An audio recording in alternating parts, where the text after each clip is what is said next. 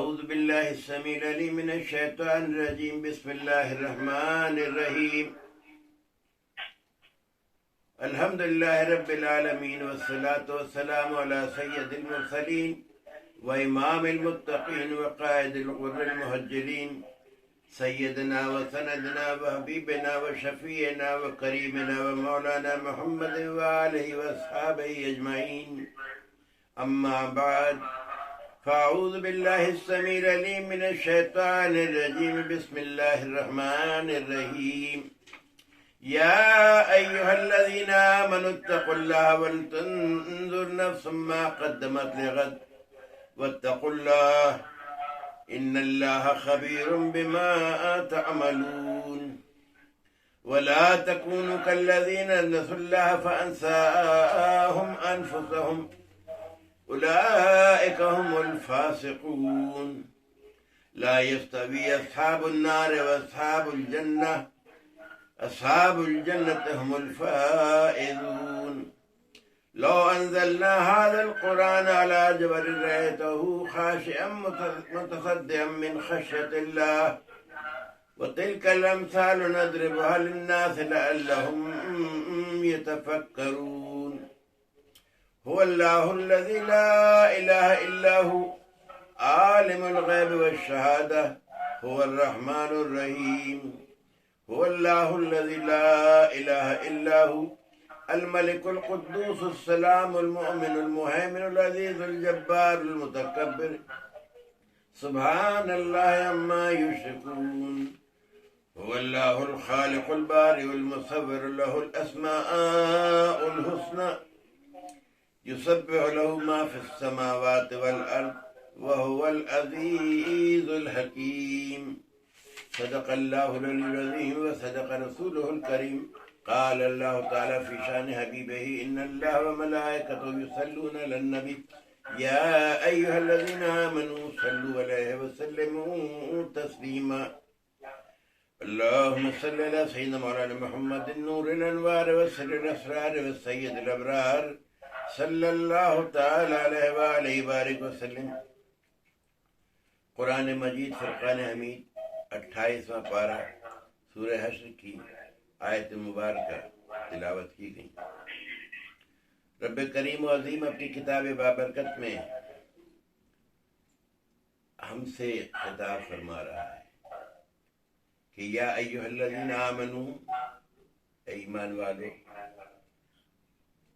اتقوا اللہ ولتنظر نفس ما قدمت لغد، ڈرتے رہا کرو اللہ سے، اور ہر شخص کو دیکھنا چاہیے کہ اس نے آگے کیا بھیجا ہے آنے والے کل کے لیے. واتقوا اللہ، اور ڈرتے رہو اللہ تعالیٰ سے. ان اللہ خبیر بما تعملون، بے شک اللہ تعالیٰ خوب جانتا ہے کہ جو تم کرتے ہو. ولا تكونوا كالذين نسوا الله فأنساهم فأنفسهم، ولا تكونوا كالذين نسوا الله فأنساهم أنفسهم، ان نادانوں کی مانند نہیں ہو جانا جنہوں نے بھلا دیا اپنے رب کو، پس اللہ نے ان کو خود فراموش بنا دیا. اولئک هم الفاسقون، یہی لوگ نافرمان لوگ ہیں. لا یستوی اصحاب النار و اصحاب الجنہ، برابر نہیں ہو سکتے دوزخی اور اہل جنت. اصحاب الجنت هم الفائزون، اہل جنتی جو کامیاب لوگوں میں ہوں گے، فلاح پانے والوں میں ہوں گے.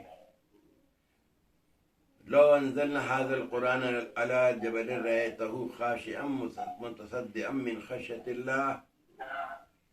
اے لوگو، اگر ہم نے اتارا ہوتا اس قرآن کو کسی پہاڑ پر تو آپ اس کو دیکھتے کہ وہ جھک جاتا اور پاش پاش ہو جاتا اللہ کے خوف سے.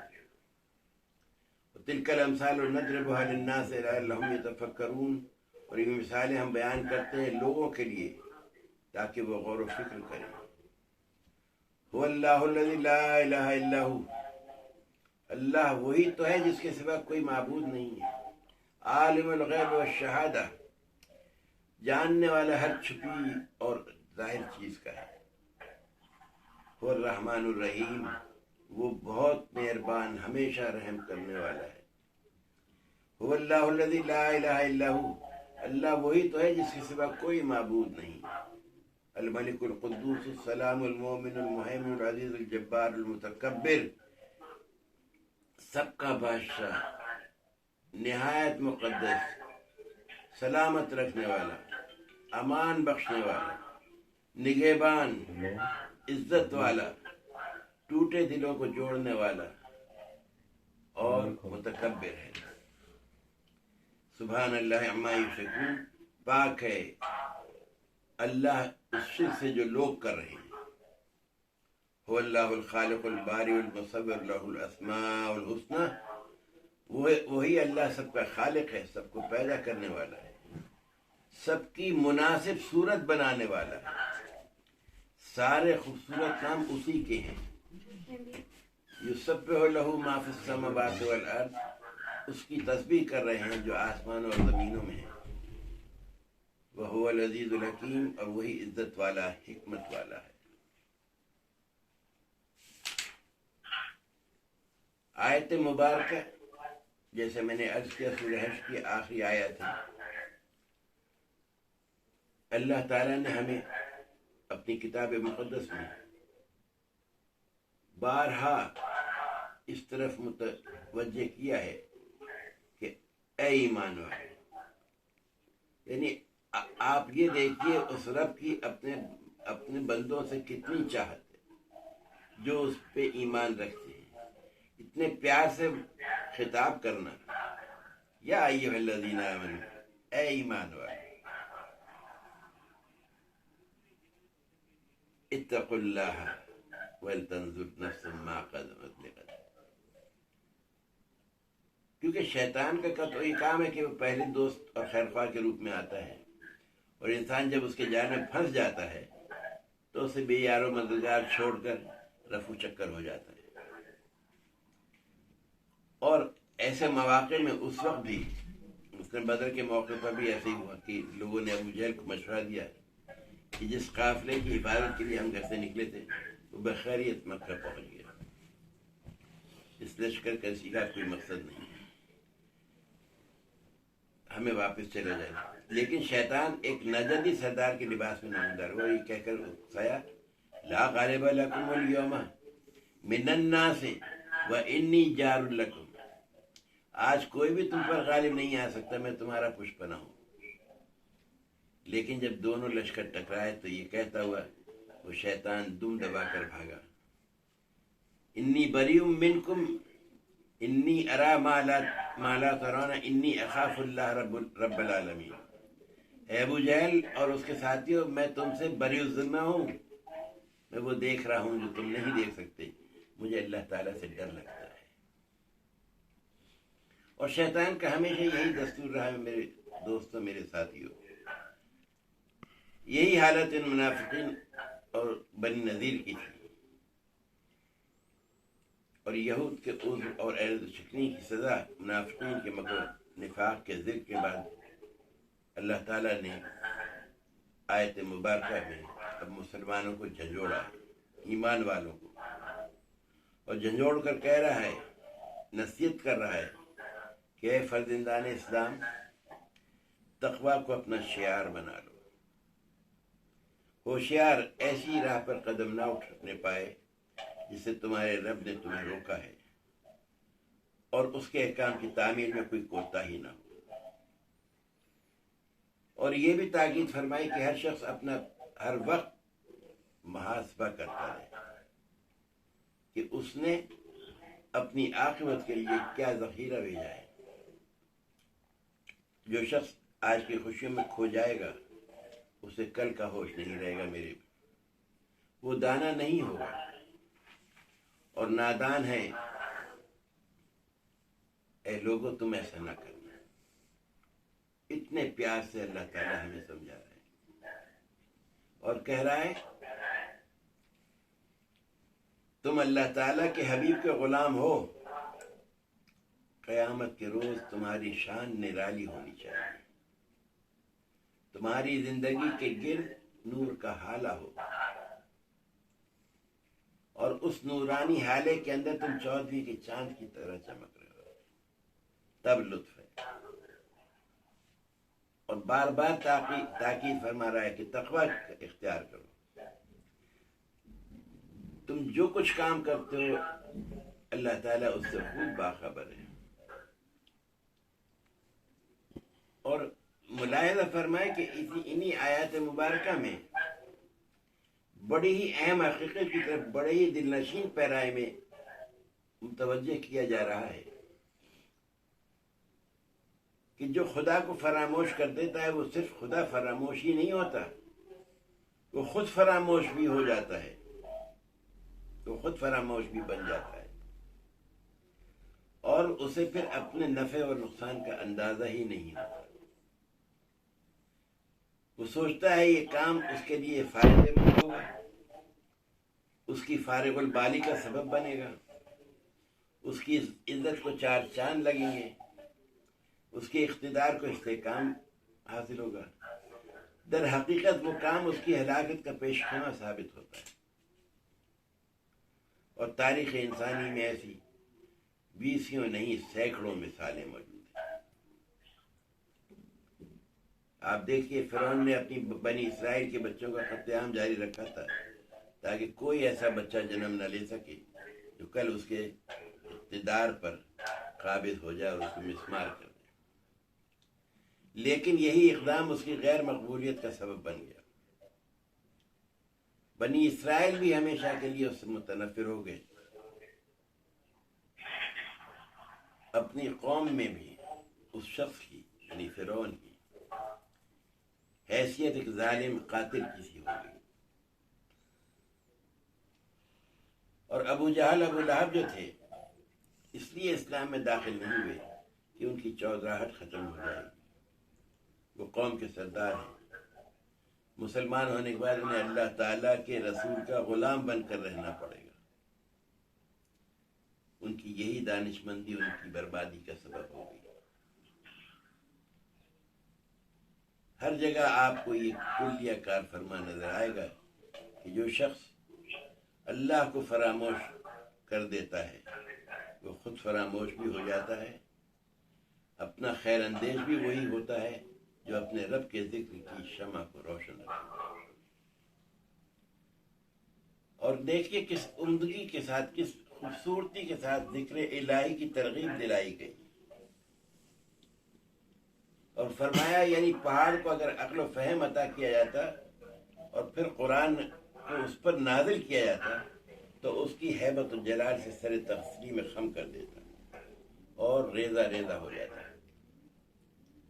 انسان جو ایک پشت خاک ہے اسے یہ حق نہیں پہنچتا کہ وہ ایسے کلام کے مواعظ میں غور نہ کرے جو اس چشمہ فیض سے سیراب نہ ہو۔ اور جو آخری آیت مبارکہ میں نے پڑھی، وَاللَّهُ الَّذِي لَا إِلَهَ إِلَّا هُوَ عَالِمُ الْغَيْبِ وَالشَّهَادَةِ هُوَ الرَّحْمَنُ الرَّحِيمُ۔ آیت مبارکہ میں صفات جلیلہ حمیدہ کا کاملہ بیان ہے، مکمل بیان، جس میں اللہ تعالیٰ کی اطاعت، بندگی، عبادت، فرما برداری کا حکم دیا گیا ہے، اور وہ اللہ تعالیٰ کن کن صفات سے کا حامل ہے۔ سب سے پہلے اس کی شان توحید بیان کی گئی کہ وہی خدا ہے، معبود ہے، اس کے سوا کوئی نہیں ہے جو خدائی کے تخت پر جلوہ فرما ہو سکے، کوئی ایسی ہستی ہی نہیں ہے جو عبادت و پرستش کے لائق ہو۔ اگر کسی چیز میں کوئی کمال یا کمالات پائے جاتے ہیں تو اس میں نقائص و عیوب کی بھی کمی نہیں ہوتی ہے۔ اگر کوئی اور نقص نہ ہو تو اس نقص سے تو اس کو کوئی بھی منزہ نہیں کہ وہ ممکن ہے، یعنی پہلے نہیں تھا۔ اور صفت توحید بیان کرنے کے بعد اللہ تعالیٰ نے صفت علم کا ذکر فرمایا ہے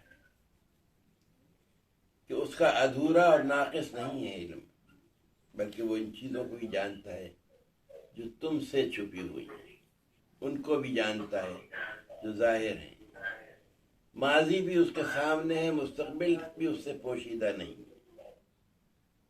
یاد رکھو کہ وہ رحمان ہے اور رحیم ہے، اس کی رحمت کریمانہ بے انداز ہے۔ دنیا و آخرت میں اپنے اور بیگانے سب اس کے خوان نعمت سے لطف اندوز ہوتے ہیں۔ اور صفات بیان کرنے سے پہلے پھر ایک بار اس کی توحید کا ذکر فرمایا کہ یہاں جو اسماء حسنہ مذکور ہیں، اختصار کے ساتھ ان کے لغوی معنی کچھ یوں ہے، جیسے اللہ نے فرمایا الملک کو، بادشاہ ہے، جو چاہے کرے، اس کے فعل پر کسی کو مجال اعتراض نہیں۔ القدوس ہو، جو ہر نقص سے منزہ اور ہر عیب سے پاک ہے۔ السلام، یعنی ہر قسم کی خامیوں سے محفوظ ہے، اور اس کے معنی یہ بھی ہے کہ بندوں کو آلام و مصائب سے بچاتا ہے۔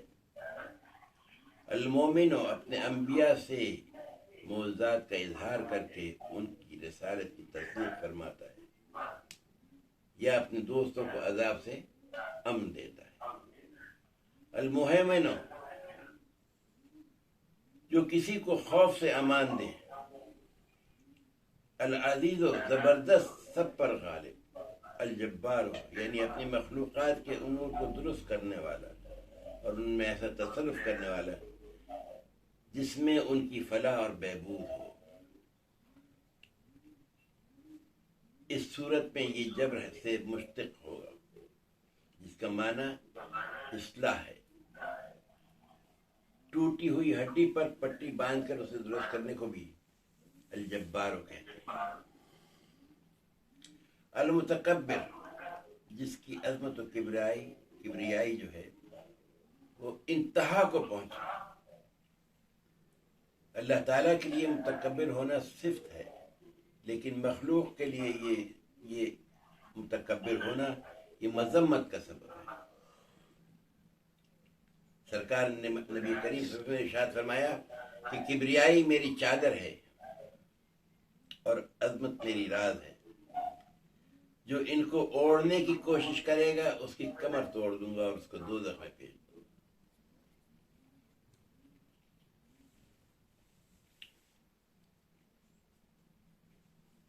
یہاں یہ جو خوبصورت اسماء گرامی اللہ کے بیان کی گئے ہیں، حقیقت یہ ہے کہ سارے خوبصورت نام اسی کے لیے مخصوص ہیں۔ ہر چیز اسی کی تصویر بیان کر رہی ہے۔ وہی عزیز ہے، وہی حکیم ہے، اور قوت و حکمت کا یہ امتزاج کتنا حسین اور معنی خیز ہے۔ اور یہ خطاب کس سے کیا ہے، اس کو دیکھیے۔ اتنے لوگ بیٹھے ہیں، سب صاحب ایمان ہیں، اور ایمان تو رکھتے ہیں مگر اپنے عمل میں پختہ نہیں ہو پاتے۔ وہ نہیں ہوتی ایمان کی شدت جو اللہ پہ ہونا چاہیے۔ اگر ہمیں اللہ کی چیز پہ یقین نہیں ہوگا تو یقین جان لیے کہ ہم کسی چیز پہ یقین نہیں رکھ سکتے۔ وہی تو ایک ہے دوستو، بزرگوں، میرا ساتھی، ہمارا ساتھی، آپ کا ساتھی، جو مشکل میں نکال دیتا ہے۔ ابھی آپ نے دیکھا ہوگا ایک زلزلہ آیا ترکی کے اندر، بلڈنگ گر پڑی، بچے اس کے نیچے، ایک بچی ہاتھ سے اپنے چھوٹے بھائی کو بچا رہی ہے۔ بہت سے ایسے واقعات ہوئے ہیں اس میں کہ ماں مر گئی اور بچہ پیدا ہوا بچہ دبا ہوا نکلا۔ وہی تو ہے قدرت والا، وہی تو ہے عظمت والا، وہی تو ہے محافظ، وہی تو ہمارا ہر کام دیکھنے والا ہے، ہمارے ہر لمحے کو ہماری مدد کے لیے آنے والا ہے۔ کاش اس بات کو ہم سمجھ جائیں کہ ہمیں جب بھی تکلیف ہوگی تو ہمارا رب ہماری مدد کے لیے ہمہ وقت تیار رہتا ہے،